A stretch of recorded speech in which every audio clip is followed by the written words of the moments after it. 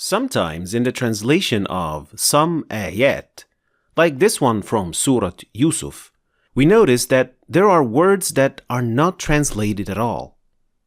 فَلَمَّا أَن جَاءَ الْبَشِيرُ أَلْقَاهُ عَلَى وَجْهِهِ فَارْتَدَّ بَصِيرًا. So here the word an is not translated. And we know that because if we translated the same sentence without an, we'll end up with the same English translation. But does that mean that this word, an, is an extra word, so it doesn't affect the meaning?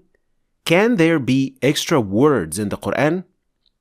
Well, of course not. There are no extra words in the Qur'an. But there are words that just cannot be simply translated. To understand the value of this word here, we need to know the context of this ayah. This ayah is in the context of the story of Yusuf when he wanted to send back his shirt to his father, Yaqub, peace be upon him. And once the messenger had set off with this shirt back to Yaqub, he found his smell and knew that he is alive. And we know that from this ayah. وَلَمَّا فَصَلَتِ الْعِيرُ قَالَ أَبُوهُمْ إِنِّي لَأَجِدُ رِيحَ يُوسُفَ. And then when the messenger finally arrived, Allah told us about that event in the ayah in question here.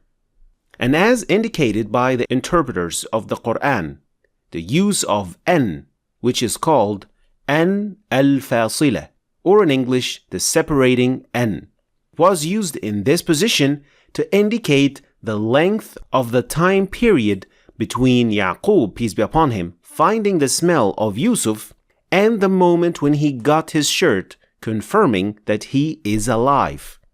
This also emphasizes the fact that the time this action took might have been long in reality, but for Yaqub, peace be upon him, it felt even much longer.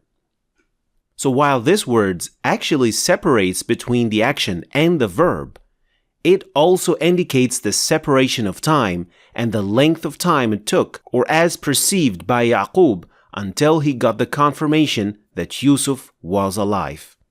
So if this action was told without the separating an, it will partially deliver the message, but it won't highlight the struggle of Yaqub waiting for time to pass to get the news about his son that he had lost for about 20 years.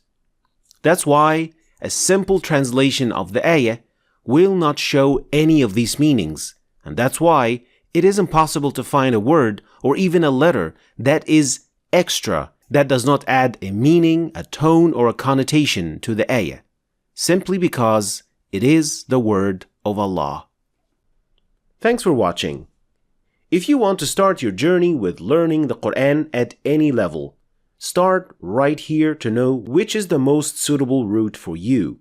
Or you could keep learning by clicking on this lesson. Thanks for watching, and I'll see you next time.